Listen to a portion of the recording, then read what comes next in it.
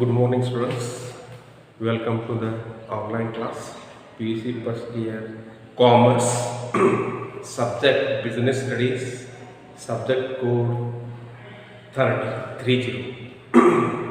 So today the second topic, that is unit number 2, forms of business organizations. Forms of business organizations. That is ವ್ಯವಹಾರ ಒಡೆತನದ ಪ್ರಕಾರಗಳು. ವ್ಯವಹಾರ ಒಡೆತನದ ಪ್ರಕಾರಗಳು, ಇದು ಎರಡನೇ ಟಾಪಿಕ್ಕು. ಸೊ ವ್ಯವಹಾರ ಒಡೆತನದ ಪ್ರಕಾರಗಳು ಅಂದರೆ meaning, what is the forms of business organisations. First one we discuss regarding to the introduction part. ಪರಿಚಯ ಪಾಠವನ್ನು ನಾವು ತಿಳ್ಕೋಬೇಕಾಗ್ತದೆ. So here the introduction part, various forms of business organizations. Various forms of business organizations ಅಂದರೆ ವಿವಿಧ ಪ್ರಕಾರದ ವ್ಯವಹಾರದ ಒಡೆತನದ ಪ್ರಕಾರಗಳು. ವಿವಿಧ ಪ್ರಕಾರದ ವ್ಯವಹಾರ ಒಡೆತನದ ಪ್ರಕಾರಗಳು ಅಂತ ಹೇಳ್ಬೋದು. ಸೊ ಇಂಟ್ರೊಡಕ್ಷನ್ ಪಾರ್ಟ್ನಲ್ಲಿ, ಪರಿಚಯ ಪತ್ರದಲ್ಲಿ ನಮಗೇನಾಗ್ತದೆ, ಸೋಲ್ ಪ್ರೊಪ್ರೈಟರ್ಶಿಪ್, ಏಕ ವ್ಯಕ್ತಿ ಮಾಲೀಕತ್ವ, ಜಾಯಿಂಟ್ಸ್, ಹಿಂದೂ ಫ್ಯಾಮಿಲಿ, ಅವಿಭಕ್ತ ಹಿಂದೂ ಕುಟುಂಬ ವ್ಯವಹಾರ, ಪಾರ್ಟ್ನರ್ಶಿಪ್ ಪಾಲುದಾರಿಕೆ, ಕೋಆಪರೇಟಿವ್ ಸೊಸೈಟಿ ಸಹಕಾರ ಸಂಘಗಳು, ಜಾಯಿಂಟ್ ಸ್ಟಾಕ್ ಕಂಪನಿ ಕೂಡು ಬಂಡವಾಳ ಕಂಪನಿ ಅಂತ ಹೇಳ್ಬೋದು, ಅಥವಾ ಜಾಯಿಂಟ್ ಹಿಂದೂ ಫ್ಯಾಮಿಲಿ ಬಿಸ್ನೆಸ್ ಅಂತ ಹೇಳ್ತೀವಿ. Joint Hindu family business. So ಇವು ವ್ಯವಹಾರ ಒಡೆತನದ ಪ್ರಕಾರಗಳು, that is forms of business. Here today I explain why we are studying all the things. So ನಾವು ಇವತ್ತು ಯಾಕೆ ಎರಡನೇ ಯೂನಿಟನ್ನು ಅಭ್ಯಾಸ ಮಾಡಬೇಕಾಗಿದೆ, ಮುಖ್ಯವಾಗಿ ನಾವು ತಿಳ್ಕೋಬೇಕು. ಒಬ್ಬ ವ್ಯಕ್ತಿ ತನ್ನ ವ್ಯವಹಾರವನ್ನು ಪ್ರಾರಂಭ ಮಾಡಬೇಕಾದರೆ ಯಾವ ಪ್ರಕಾರದ ವ್ಯವಹಾರಗಳನ್ನು ಆಯ್ಕೆ ಮಾಡಬೇಕಾಗ್ತದೆ. ಒಬ್ಬ ವ್ಯಕ್ತಿ ಯಾವುದೇ ಒಂದು ವ್ಯವಹಾರವನ್ನು ಮಾಡಬೇಕಾದ್ರೆ ಯಾವ ಪ್ರಕಾರದ ವ್ಯವಹಾರವನ್ನು ಆಯ್ಕೆ ಮಾಡಬೇಕು. Which is the select the business to start the or commencement of the business. So here he can start sole proprietorship, he can start joint Hindu family business, or partnership business, or cooperative society, joint stock company. So anyone can choose and select and start the business. ಇದರೊಳಗೆ ಯಾವುದಾದ್ರೂ ಒಬ್ಬ ವ್ಯಕ್ತಿ ಏನು ಮಾಡಬೇಕು, ಒಂದನ್ನು ಆಯ್ಕೆ ಮಾಡಿ ತನ್ನ ವ್ಯಾಪಾರವನ್ನು ಪ್ರಾರಂಭ ಮಾಡಬಹುದು.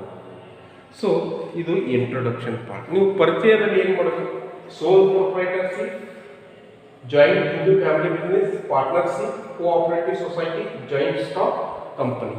ಈ ಟಾಪಿಕ್ನಲ್ಲಿ ಏನಾಗುತ್ತೆ, ಇಷ್ಟು ಮಹತ್ವವಾದ ಫಾರ್ಮ್ಸ್, ಅಂಶಗಳು ಅಥವಾ ಪ್ರಕಾರಗಳು ಬರ್ತವೆ.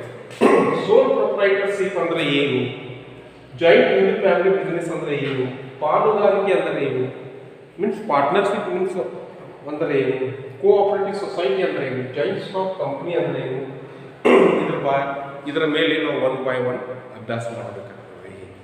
ಸೊ ಇದರೊಳಗೆ ನಾವು ಏನು ಮಾಡಬೇಕಾಗ್ತದೆ, ಫಸ್ಟ್ ಒನ್ ಸೋಲ್ ಪ್ರೊಪ್ರೈಟರ್ಶಿಪ್, ಏಕ ವ್ಯಕ್ತಿ ಮಾಲೀಕತ್ವ. ಸೋಲ್ ಪ್ರೊಪ್ರೈಟರ್ಶಿಪ್, ಏಕ ವ್ಯಕ್ತಿ ಮಾಲೀಕತ್ವ ಅಂದರೆ ಈ ಸೋಲ್ ಪ್ರೊಪ್ರೈಟರ್ಶಿಪ್ ಒಳಗೆ ಏನಾಗ್ತದೆ, ಒಬ್ಬನೇ ಮಾಲೀಕನಿರ್ತಾನೆ, ಅವನು ತನ್ನ ವ್ಯವಹಾರವನ್ನು ನೋಡಿಕೊಂಡು ಹೋಗ್ತಿರ್ತಾನೆ. ಇದು first. Joint Hindu family business, ಅವಿಭಕ್ತ ಹಿಂದೂ ಕುಟುಂಬ ವ್ಯವಹಾರ, ಅವಿಭಕ್ತ ಹಿಂದೂ ಕುಟುಂಬ ವ್ಯವಹಾರ. So this business regarding to the generation to the generations. For example, you take a carpenter business. So these people started their business generation to the generations. So his father, father's father, grandfather. So it is continue of the business. ಅಂದರೆ carpenter business ನೋಡ್ರಿ, ಜನ್ರೇಷನ್ದಿಂದ ಮಾಡ್ಕೋತ ಬಂದಿರ್ತಾರೆ, ಪೀಳಿಗೆಗಟ್ಟಲೆ ಮಾಡ್ಕೋತ ಬಂದಿರ್ತಾರೆ. ಅವ್ರೇನು ಮಾಡ್ತಾರೆ, ಇದನ್ನು ಕಂಟಿನ್ಯೂ ಮಾಡ್ತಾರೆ. ದಟ್ ಈಸ್ ಕಾಲ್ಡ್ ಇದು ಹಿಂದೂ ಕುಟುಂಬ ವ್ಯವಹಾರ ಅಂತ ಹೇಳ್ತಾರೆ. ನೆಕ್ಸ್ಟ್ ಪಾರ್ಟ್ನರ್ಶಿಪ್, ಪಾಲುದಾರಿಕೆ. So partnership business, so 2 or more person started the business. ಪಾಲುದಾರಿಕೆ ಸಂಸ್ಥೆಯನ್ನು ಇಬ್ಬರು ಅಥವಾ ಇಬ್ಬರಕ್ಕಿಂತ ಹೆಚ್ಚು ವ್ಯಕ್ತಿಗಳು ಏನು ಮಾಡಬೇಕು, ಕೂಡಿಕೊಂಡು ವ್ಯವಹಾರ ಮಾಡ್ತಾರೆ. ಕೋಆಪರೇಟಿವ್ ಸೊಸೈಟಿ, ಸಹಕಾರ ಸಂಘಗಳನ್ನು ನಾವು ಆಯ್ಕೆ ಮಾಡಿ ಪ್ರಾರಂಭ ಮಾಡಬಹುದು. ಯಾವುದೇ ಸಂಘಗಳನ್ನು ಕೋಆಪರೇಟಿವ್ ಸೊಸೈಟಿ ಅನ್ನು ನಾವು ಪ್ರಾರಂಭ ಮಾಡಬಹುದು. ಆ್ಯಂಡ್ ಜಾಯಿಂಟ್ ಸ್ಟಾಕ್ ಕಂಪನಿ, ಕೂಡು ಬಂಡವಾಳ ಸಂಸ್ಥೆ, ಇಬ್ಬರು ಅಥವಾ ಇಬ್ಬರಕ್ಕಿಂತ ಹೆಚ್ಚು ವ್ಯಕ್ತಿಗಳು, ಅನಿಯಮಿತ ವ್ಯಕ್ತಿಗಳು ಕೂಡಿಕೊಂಡು ನಾವು ಏನು ಮಾಡಬಹುದು, ಕೂಡು ಬಂಡವಾಳ ಸಂಸ್ಥೆಯನ್ನು ಪ್ರಾರಂಭ ಮಾಡಬಹುದು. So this is the introduction of ಪರಿಚಯ ಅಂತ ಹೇಳ್ಬೋದು. ಎರಡನೇ ವ್ಯವಹಾರದಲ್ಲಿ ನೀವು ಅಭ್ಯಾಸ ಮಾಡಬೇಕಾಗಿದ್ದು ಏನು, ಎರಡನೇ ಟಾಪಿಕ್ದಲ್ಲಿ 5 ಇಂಪಾರ್ಟೆಂಟ್ ಫಾರ್ಮ್ಸ್ ನೀವು ಅಭ್ಯಾಸ ಮಾಡಬೇಕು. So meaning, advantages, disadvantages, or meaning, features, advantages, disadvantages. Same like that. Meaning, advantages, disadvantages, meaning, advantages, disadvantages. So you should study 5 main concepts regarding to the second meat, that is forms of business organizations. So one by one here, first we take sole proprietorship, eka vyakti malikitva. Very important heading, eka vyakti malikitva. ಅಂದ್ರೆ ಏಕ್ means ಒಂದು, ವ್ಯಕ್ತಿ ಒಬ್ಬ. So ಏಕ ವ್ಯಕ್ತಿ ಮಾಲೀಕತ್ವ ಅಂದರೆ ಏನು, what is soul proprietorship ಅಂತ ಕೇಳ್ತಾರೆ. So in sole proprietorship, the single person carry the business, single person carry the business or owned the business or managed the business. ಈ also risk or profit. he is the liable to the that business. ಅಂದರೆ ಒಬ್ಬ ವ್ಯಕ್ತಿಯು ವ್ಯವಹಾರದಲ್ಲಿ ತನ್ನ ವ್ಯವಹಾರವನ್ನು ಪ್ರಾರಂಭ ಮಾಡುತ್ತಾನೆ. ಅಂದರೆ ಒಬ್ಬನೇ ಒಬ್ಬ ವ್ಯಕ್ತಿ ಈ ವ್ಯವಹಾರದಲ್ಲಿ ಇರ್ತಾನೆ. ಅವನೇನು ಮಾಡ್ತಾನೆ, ಅವನೇ ಬಂಡವಾಳವನ್ನು ಹಾಕಿರ್ತಾನೆ, ಅವನೇ ಆ ವ್ಯವಹಾರ ಅಥವಾ ಬಿಸ್ನೆಸ್ಸನ್ನು ನಡೆಸಿಕೊಂಡು ಹೋಗ್ತಿರ್ತಾನೆ. ಮತ್ತು ಆ ವ್ಯವಹಾರದಲ್ಲಿ ಲಾಭ ಆದರೆ ಅವನು ಒಬ್ಬನೇ ತಗೋತಾನೆ, ಮತ್ತು ನಷ್ಟ ಆದರೆ ಅವನು ಒಬ್ಬನೇ ಹೊಣೆಗಾರಕನಾಗುತ್ತಾನೆ. That is called sole proprietorship. Sole proprietorship. Single person carry the business. He also run the business. That is called sole proprietorship. So that is, then what is meaning of sole proprietorship? ಏಕ ವ್ಯಕ್ತಿ ಮಾಲೀಕತ್ವ ಅಂದರೆ ಏನು? So I wrote the meaning on the board. That is meaning, sole proprietorship refers business organizations which is owned, managed, controlled by an individual who gets all profits and loss.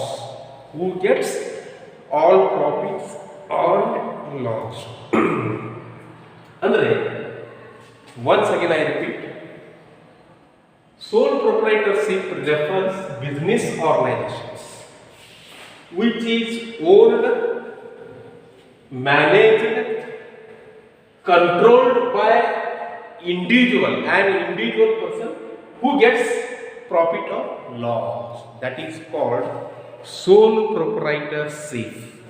So in Kannada, so ಒಬ್ಬನೇ ವ್ಯಕ್ತಿಯು ಮಾಲೀಕನಿರುವುದರಿಂದ ಅವನಿಂದಲೇ ನಿರ್ವಹಿಸಲ್ಪಡುವ, ನಿಯಂತ್ರಿಸುವ ಹಾಗೂ ಎಲ್ಲ ಲಾಭ ಮತ್ತು ನಷ್ಟವನ್ನು ತಾನೊಬ್ಬನೇ ನಿಭಾಯಿಸುತ್ತಾನೆ. ಏನು ನೋಡಿ, ಒಬ್ಬನೇ ವ್ಯಕ್ತಿಯು ವ್ಯವಹಾರದಲ್ಲಿ ಒಬ್ಬನೇ ವ್ಯಕ್ತಿಯು ಮಾಲೀಕನಿರುವುದರಿಂದ ಅವನೇ ಏನು ಮಾಡ್ತಾನೆ, ಆ ವ್ಯವಹಾರವನ್ನು ನಿರ್ವಹಿಸುವುದು, ನಿಯಂತ್ರಿಸುವುದು ಹಾಗೂ ಆ ವ್ಯವಹಾರದಲ್ಲಿ ಆದ ಲಾಭವನ್ನು ಒಬ್ಬನೇ ಪಡೆಯುವುದು, ನಷ್ಟ ಆದರೂ ಒಬ್ಬನೇ ಪಡೆಯಬೇಕಾಗುತ್ತದೆ. So this is the meaning of sole proprietorship.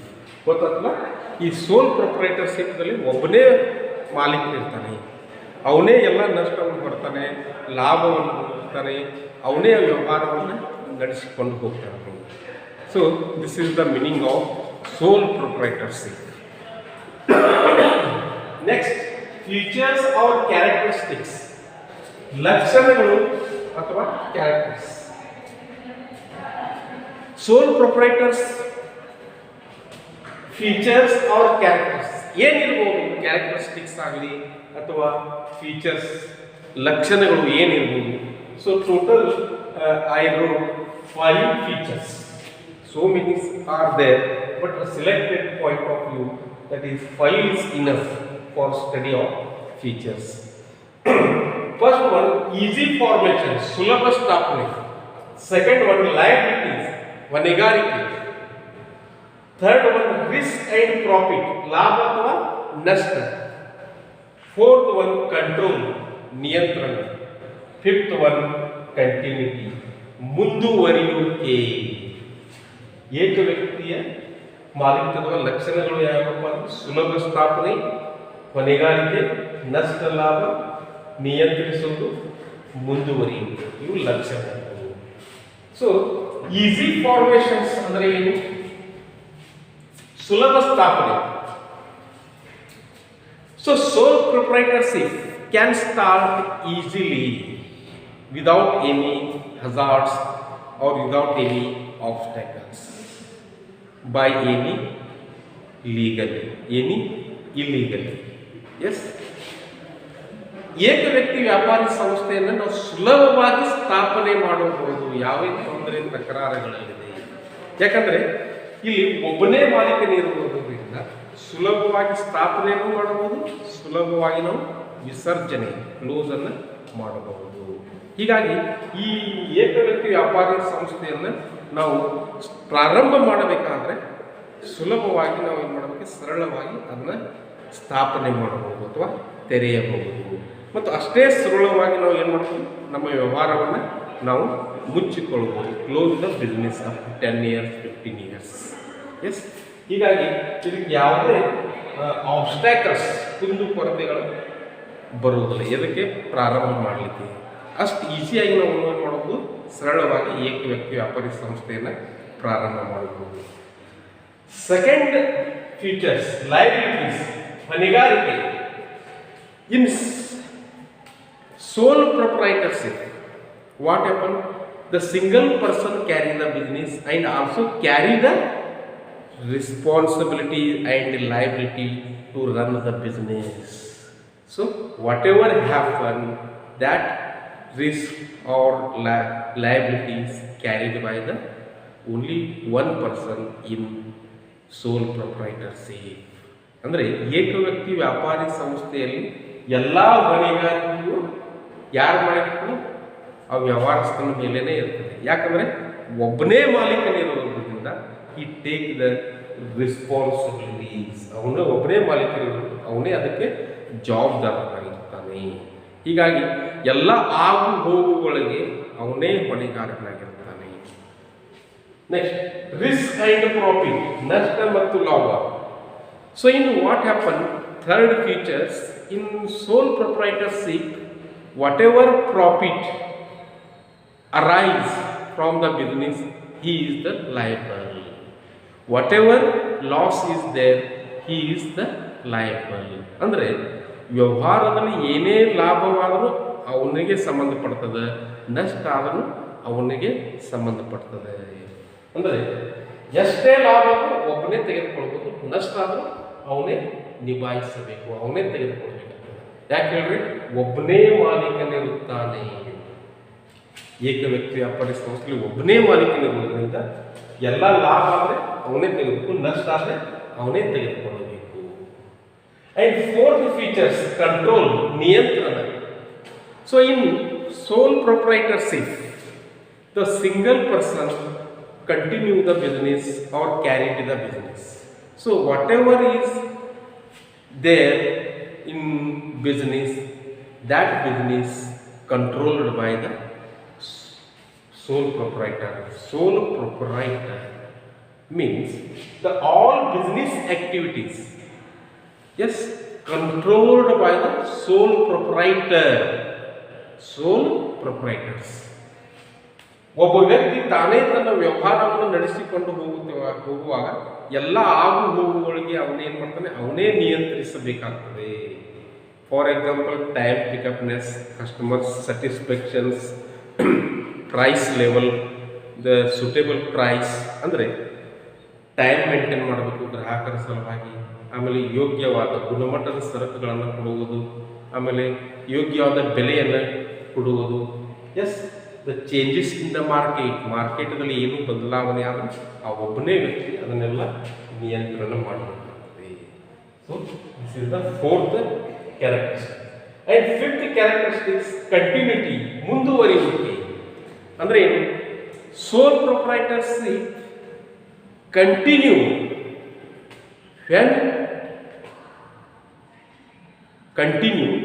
when or till he is liable or taking the responsible to continuity. ಅಂದರೆ ಏಕ ವ್ಯಕ್ತಿ ವ್ಯಾಪಾರ ಸಂಸ್ಥೆಯಲ್ಲಿ ವ್ಯವಹಾರವನ್ನು ನಡೆಸಿಕೊಂಡು ಹೋಗುವುದು ಮುಂದುವರಿಕೆಯು ಅವನ ಹೊಣೆಗಾರಿಕೆ ಆಗಿರುತ್ತದೆ. Because here what happen, continuity is uncertainty when the owner of the business died or dissolved in the business. ಅಂದರೆ ಏಕ ವ್ಯಕ್ತಿ ವ್ಯಾಪಾರಿ ಸಂಸ್ಥೆಯಲ್ಲಿ ಏನಾಗ್ತದೆ, ಆ ವ್ಯಕ್ತಿಯು ನಿಧನ ಹೊಂದಿದರೆ ಅಥವಾ ದಿವಾಳಿ ಆದರೆ ಏಕ ವ್ಯಕ್ತಿ ವ್ಯಾಪಾರಿ ಸಂಸ್ಥೆಯನ್ನು ನಡೆಸಿಕೊಂಡು ಹೋಗುವುದು ಅನಿಶ್ಚಿತವಾಗುತ್ತದೆ. ಅವಾಗ ಏನಾಗ್ತದೆ, ಕ್ಲೋಸ್ ಆಗಿರುತ್ತದೆ, ಮುಚ್ಚಲ್ಪಡುತ್ತದೆ. So continuity is not a guarantee in sole proprietorship in negative point. Yes, ಅಂದರೆ ಏಕ ವ್ಯಕ್ತಿ ವ್ಯಾಪಾರಿ ಸಂಸ್ಥೆಯನ್ನು ನಡೆಸಿಕೊಂಡು ಹೋಗುವುದು ಏನಾಗ್ತದೆ, ಮುಂದುವರಿಯುವುದು ಅನಿಶ್ಚಿತವಾಗಿದೆ. ಯಾಕಂದರೆ ಅವು ಇರು ಮಟ್ಟ ಅಷ್ಟೇ ಬಿಸ್ನೆಸ್ ನಡ್ಕೊಂಡು ಹೋಗ್ತದೆ. ಎಸ್, ಸಪೋಸ್ ಅವನು ನಿಧನ ಹೊಂದಿದರೆ ಅಥವಾ ದಿವಾಳಿ ಆದರೆ ಏನಾಗ್ತದೆ, ಅವನ ಬಿಸ್ನೆಸ್ಸು ಅಲ್ಲೇ ನಿಲ್ತದೆ. Yes, these are the features or characteristics of the sole proprietorship. ಇವು ಲಕ್ಷಣಗಳು ಅಂತ ಹೇಳ್ಬೋದು. So what? Easy formation, liabilities, risk and profit, control, continuities. ಸುಲಭ ಸ್ಥಾಪನೆ, ಹೊಣೆಗಾರಿಕೆ, ನಷ್ಟ ಮತ್ತು ಲಾಭ, ನಿಯಂತ್ರಣ, ಮುಂದುವರಿಯುವಿಕೆ. These are the features. ಇವೆಲ್ಲ ಏನಾಗ್ತವೆ, ಲಕ್ಷಣಗಳು. So total highlights of this concept, that is sole proprietorship, ಏಕ ವ್ಯಕ್ತಿ ವ್ಯಾಪಾರಿ ಸಂಸ್ಥೆ. ಇಲ್ಲಿ ಏನಾಗ್ತದೆ, ವ್ಯವಹಾರದಲ್ಲಿ ಒಬ್ಬನೇ ಮಾಲೀಕನಿರ್ತಾನೆ, ಒಬ್ಬನೇ ವ್ಯವಹಾರವನ್ನು ನಡೆಸಿಕೊಂಡು ಹೋಗ್ತಾನೆ, ಒಬ್ಬನೇ ನಷ್ಟವನ್ನು ಅನುಭವಿಸ್ತಾನೆ, ಒಬ್ಬನೇ ಲಾಭವನ್ನು ಅನುಭವಿಸ್ತಾನೆ. These are the highlights and point highlights. That is meaning the sole proprietorship manage, so only manage and controlled by the one person. ಒಬ್ಬನೇ ವ್ಯಕ್ತಿ ನಿರ್ವಹಿಸಲ್ಪಡುವುದರಿಂದ ಅವನೇ ಎಲ್ಲ ನಿಯಂತ್ರಣ ಮಾಡ್ತಾನೆ, ನಿರ್ವಹಿಸುತ್ತಾನೆ, ಹೊಣೆಗಾರಿಕೆಯನ್ನು ತೆಗೆದುಕೊಳ್ತಾನೆ, ನಷ್ಟವನ್ನು ತೆಗೆದುಕೊಳ್ತಾನೆ, ಲಾಭವನ್ನು ತೆಗೆದುಕೊಳ್ತಾನೆ. So these are the meaning and feature of characteristics.